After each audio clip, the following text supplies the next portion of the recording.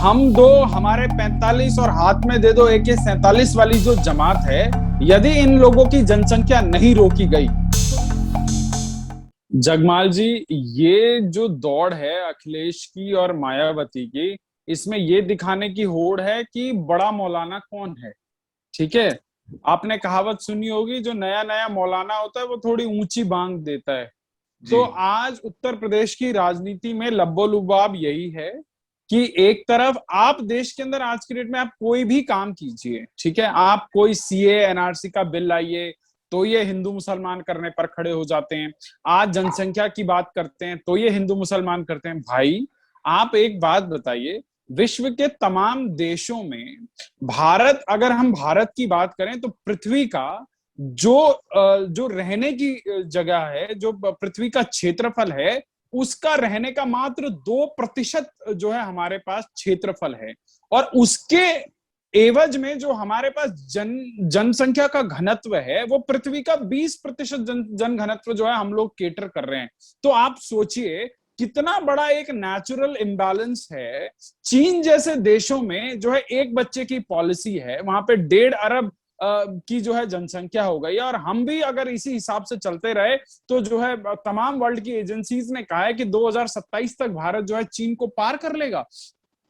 अब आज ये हम दो हमारे 45 और हाथ में दे दो AK-47 वाली जो जमात है, यदि इन लोगों की जनसंख्या नहीं रोकी गई तो इस देश के अंदर आपको हर कोने में गृह युद्ध छिड़ा हुआ नजर आएगा।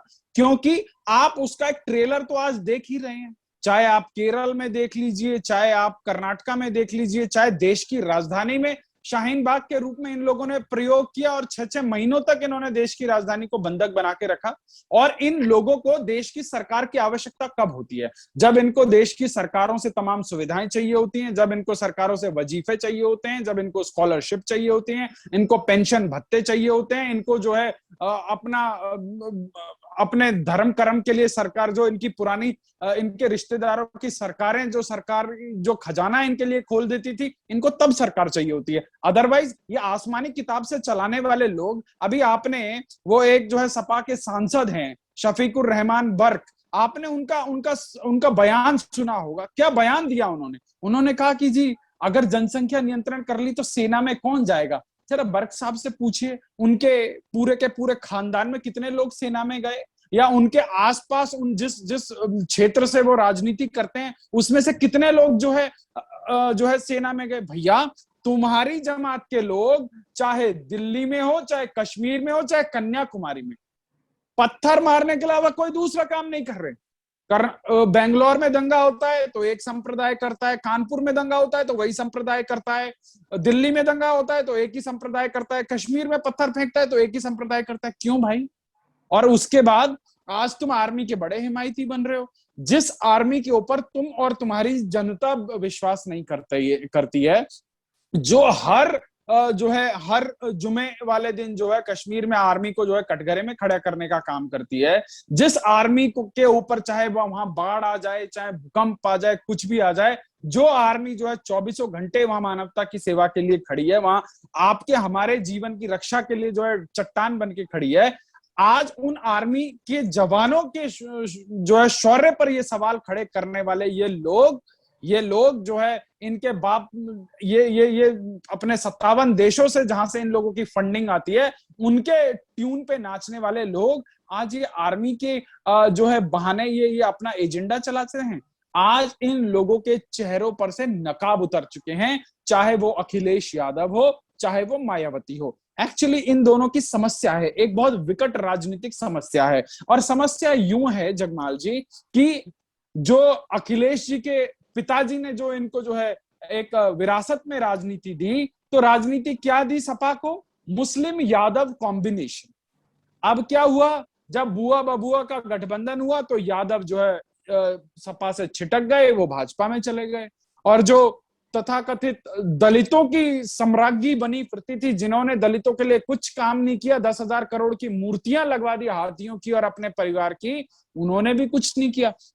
तो उनके जो उनका मूल वोटर था वो भी जो है दलित जो है छिटक कर भाजपा में चला गया। क्योंकि आज और इससे पिछली लोकसभा में जो सर्वाधिक लोकसभा के अंदर दलितों, वंचितों, शोषितों, ओबीसी के तबके के लोगों को प्रतिनिधित्व जो दिया लोकसभा के अंदर, वो भारतीय जनता पार्टी ने दिया। आज आप मंत्रिमंडल उठाकर देख लीजिए, सबसे अधिक ओबीसी का प्रतिनिधित्व किसकी सरकार में है? नरेंद्र मोदी की सरकार में है।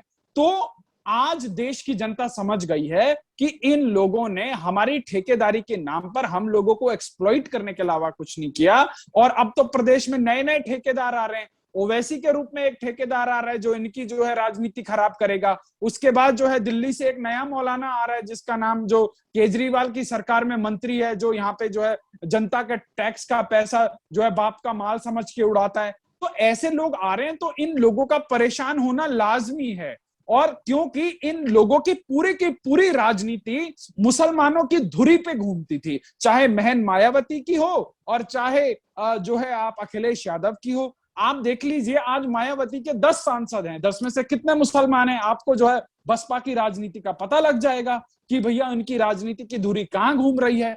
तो आज आपको समझना पड़ेगा कि प्रदेश के अंदर एटीएस इतना बहादुरी का काम करती है, ऐसे खतरनाक आतंकवादियों को पकड़ती है जिनके पास काशी विश्वनाथ का मंदिर, जिसके पास जो है मथुरा वृंदावन के मंदिरों के पोस्टर पाए जाते हैं, वो लोग वहां रेकी करके आते हैं और 15 अगस्त से पहले उन हिंदू धार्मिक स्थलों को जो है दहलाने की जो है उन लोगों की साजिश होती है। तो ये जो बयान आते हैं ना अखिलेश यादव जैसे नेताओं का कि जी हमें जो है एटीएस पर भरोसा नहीं है, हमें भाजपा सरकार पर भरोसा नहीं है, तो मैं इसका आपको काउंटर देता हूं। इस देश में जो है आतंकवादियों से खतरा सिर्फ और सिर्फ जो है नरेंद्र मोदी, योगी आदित्यनाथ और भाजपा के नेताओं को क्यों है?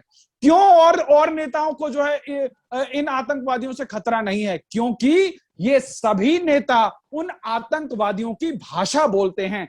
आज देश के सबसे बड़े प्रदेश का एक पूर्व मुख्यमंत्री, जिसको बताया जाता है कि वो ऑस्ट्रेलिया से पढ़ के आया है, और वो व्यक्ति आज प्रेस कॉन्फ्रेंस करके आतंकवादियों की जो है पूरी की पूरी वकालत कर रहा है। और इस देश के अंदर 9 बजे के प्राइम टाइम करने वाले, चूड़ी तोड़ने वाले, स्क्रीन का मुंह काला करने वाले एक पत्रकार ने जो है उस तथाकथित परिवारवादी पार्टी के मुखिया से एक सवाल नहीं किया। यह हमारे देश की पत्रकारिता और यह हमारे देश का लोकतंत्र है।